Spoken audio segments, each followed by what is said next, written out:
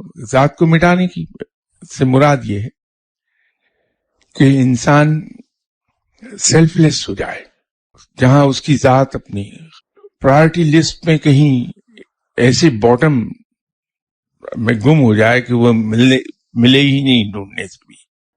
जो इंसान अपनी जात को मिटा देता है वो ऑटोमेटिकली बेहतरीन इंसान बन जाता है कि उसको दूसरों का मफाद अपने मफाद से कहीं ज्यादा अजीज हो जाएगा। उसके नजदीक दूसरों की जरूरत अपनी जरूरत से ज्यादा अहम हो जाएगी। उसके नजदीक दूसरों का आराम अपने आराम से कहीं ज्यादा इंपॉर्टेंट होगा। उसके नजदीक दूसरे की इज्जत उसकी अपनी इज्जत से ज्यादा वैल्यूएबल हो जाएगी।